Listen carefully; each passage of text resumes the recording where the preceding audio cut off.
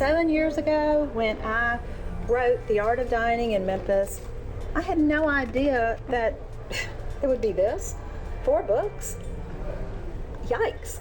But it's very exciting. I'm just a little blown away.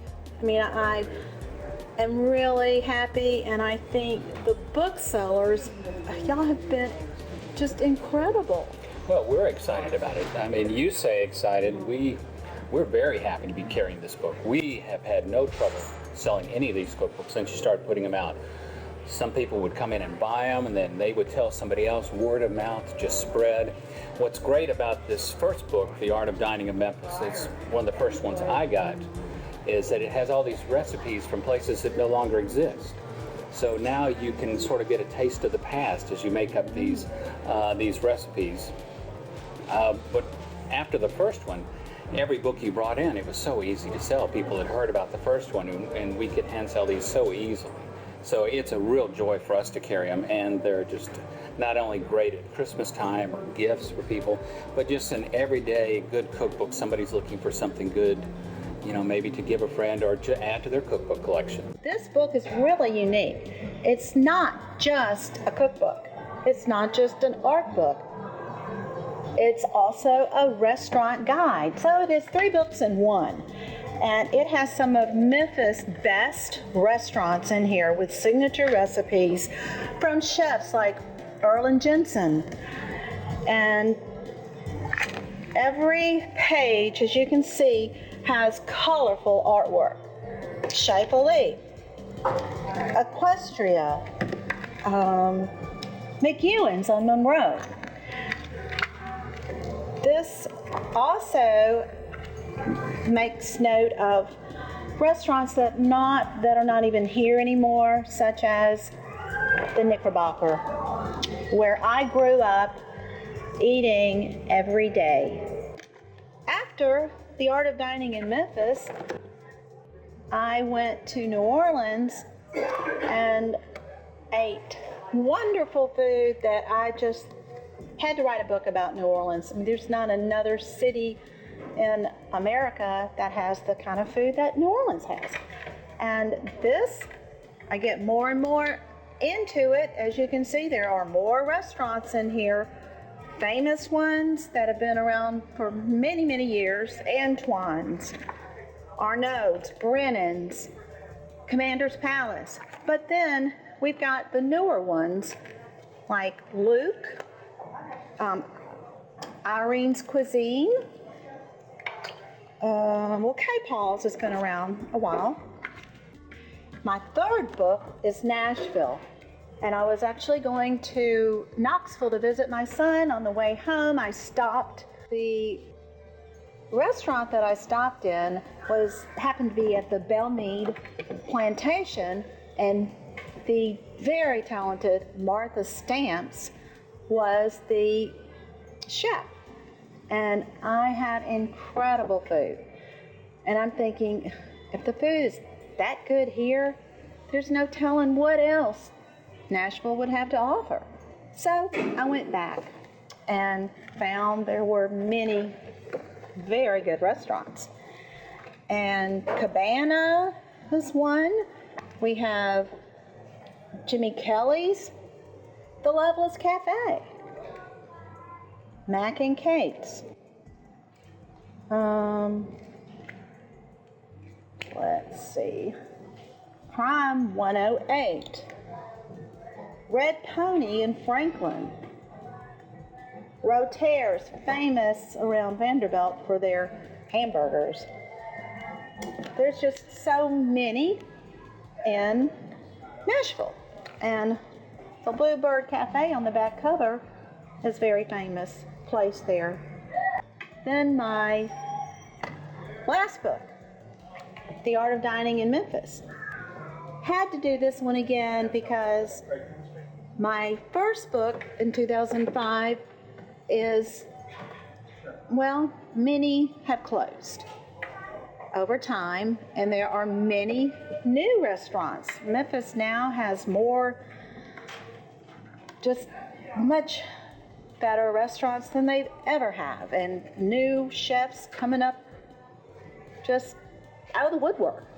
We have Acre is a brand new restaurant here, doing quite well. There's some of the restaurants here we did have before in the first book, like Erlen Jensen's and Chez Philippe. Whether you're traveling, new in the city, and you want to find out where to go eat, or if you just really enjoy good art, you can just look at it here. And then if you like to cook, that you get the recipes that are from these chefs.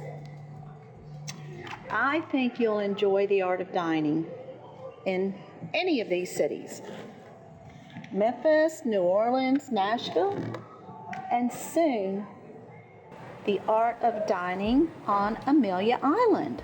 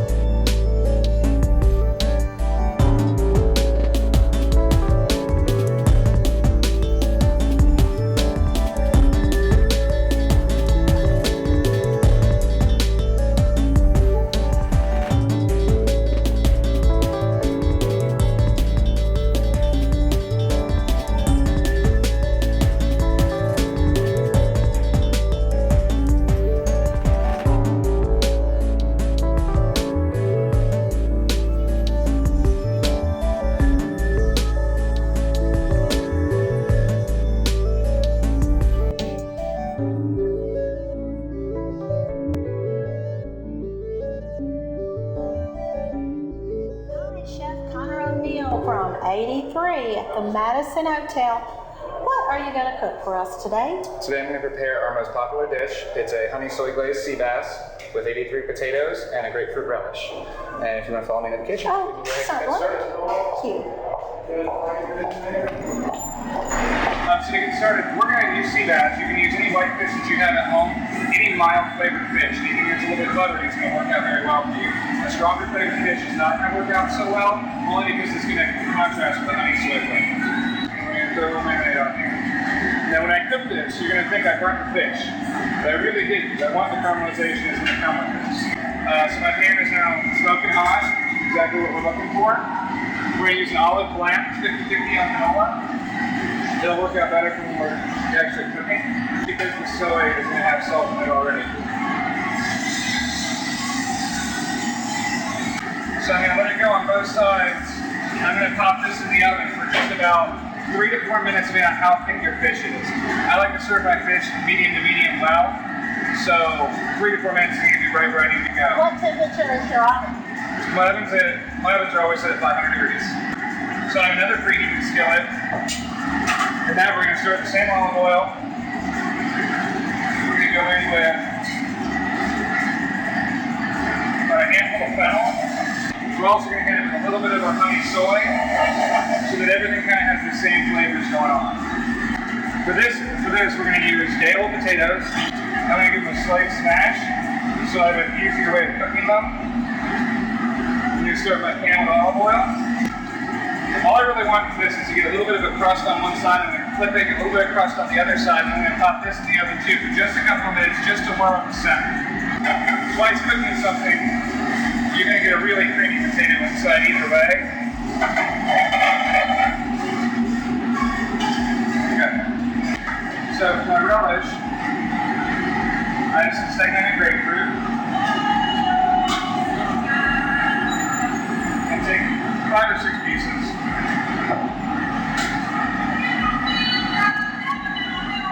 A couple times, just so you can get a bite of every piece. When you put together a dish at home, you always, when you're trying to do your portion, make sure that you have enough to get one bite of each piece of the food on every portion.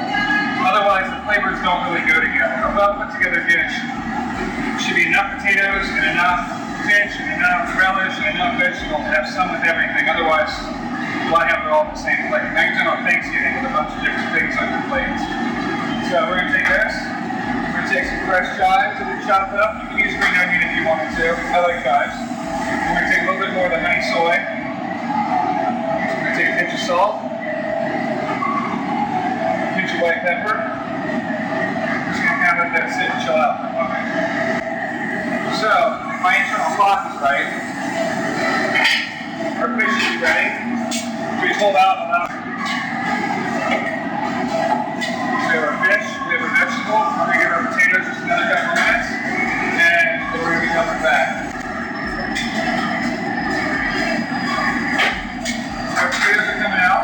They got a good crust, they're good and creamy inside. Those are ready to go. Let me sprinkle those with a little bit of chives too, just to bring out the color and everything kind of, work all together.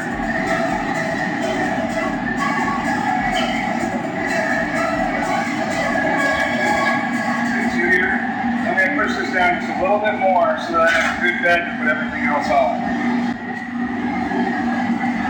So to the side, I take our vegetable.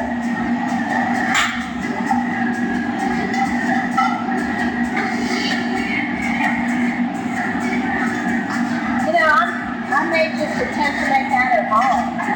It's pretty easy.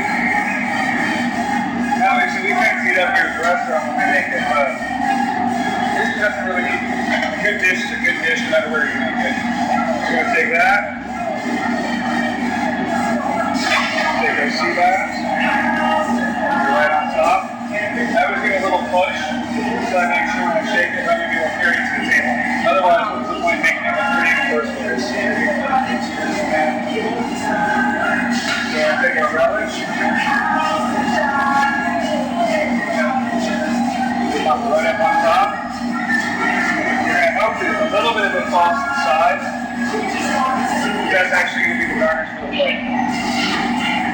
Wipe off any little mess that we did. And then I like to use this. You can always just use a little bit more of the honey soy that we started with. A little bit right over the top of the fish. Part of it's going to get soaked up by the potatoes, but it's going to give a really nice shine to the fish. And that's it.